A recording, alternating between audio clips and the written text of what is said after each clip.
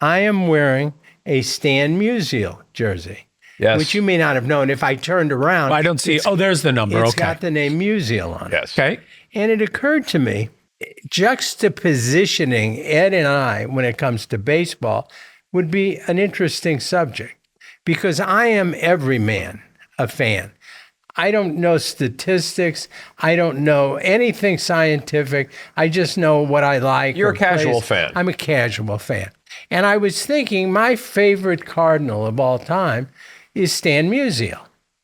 But that a guy like you who knows statistics, you might call, and I may be wrong, Rogers Hornsby the greatest Cardinal of all time. No. Do you think Stan is the greatest? I actually do. And I think the only argument against Stan would be Albert Pujols, statistically, because he's on a whole other level, but he didn't spend his whole career with the Cardinals. So you got to give the edge to Stan. I don't just judge statistically, too. I loyalty, the era that they played in makes a difference. Now, the better question with that jersey is, do you remember how you got that jersey? You gave it to me. I did. Yeah. It was July 4th, 2016. Yeah.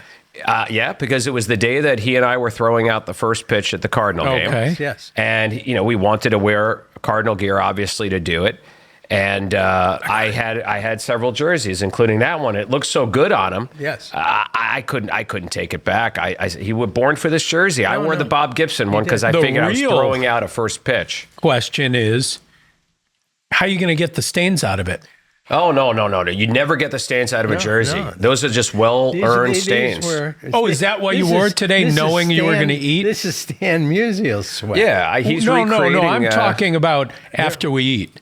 Because you have a lot of bad luck. I thought you were saying it's stained already. No. Well, have you eaten in it before? I don't know. Prescient. I don't know. He's seeing what will happen. Do you get on your feed, like on Facebook?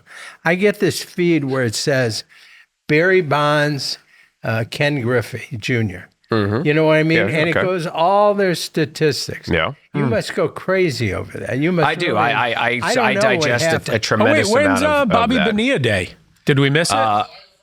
Yes, you're right. It did just happen. My son in the crowd in the gallery. Yeah, July 1st. For those of you who don't know what Bobby Bonilla Day is years ago, the New York Mets signed Bobby Bonilla to a contract that had deferred income, so that they thought they were being clever. They didn't want to pay all that money at the time.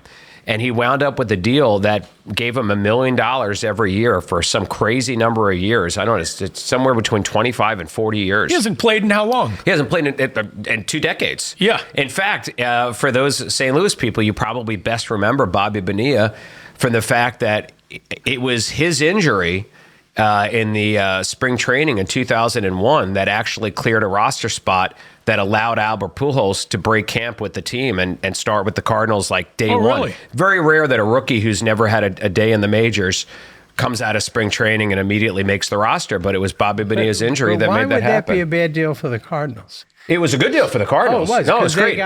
They could, if they invested that money. Oh, they didn't. It was the Mets. The Mets were paying the money. Oh, whoever. All I'm saying is deferred money is a good deal for the people deferring it. It can be, except... I mean, if they're smart and they put the money away. It feels weird that, these decades after he's been done playing, that the Mets have to write this guy a check every year for $1 million.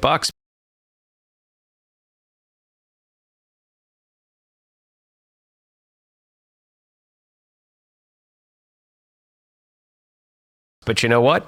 It's like the lottery winners that take, the annuity instead of taking the lump sum, which always seems odd to me, but they do. Do you know what the prize is? You ever watch America? AGT, America. Oh, I love it. I watch the clips on TikTok. Do you ever watch how the $1 million paid? Let me guess. Unfavorable to the winner? It's paid over 40 years. In nickels. Yeah. It's $20,000. No, I guess $25,000 for 40 years. I think... Frankly, that is the worst, most dishonest thing, because they say you're going to win $1 million, and these people get this, that's terrible. It is, but I think some people can't handle the money and the idea. They're not doing it to win. I mean, they want to win the money, but I don't think that they're doing it to win the money. I think they want the exposure and the chance for stardom. Wait, is 25, is that right? 25,000 times 40 is $1 million? It is, yeah. Yeah, I mean, that's really... a big difference in what they think they're winning. It is. They're really spreading it out. Astute young financial people like you did not know that. I just happened to look on the I always assume that people are getting screwed whenever they quote win anything. Sure they explain. No, I wasn't going to say that. I'm sure you can take an upfront.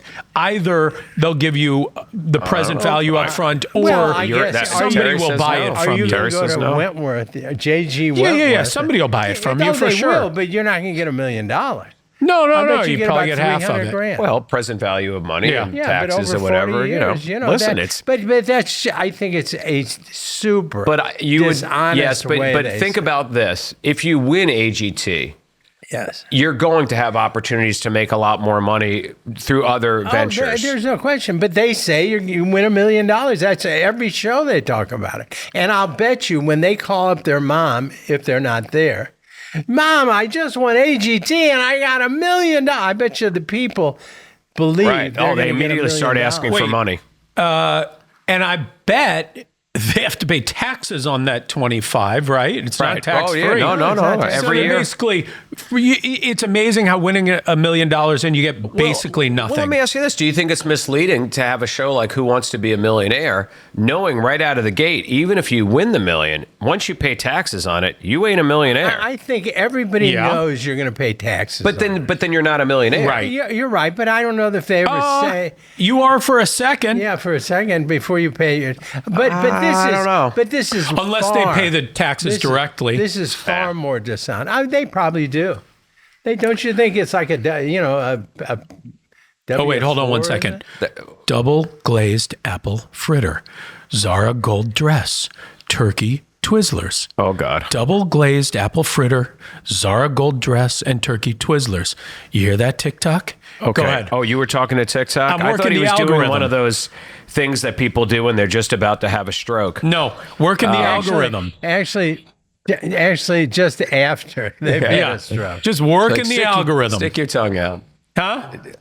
Is it hanging to one side? Do you smell burning hair?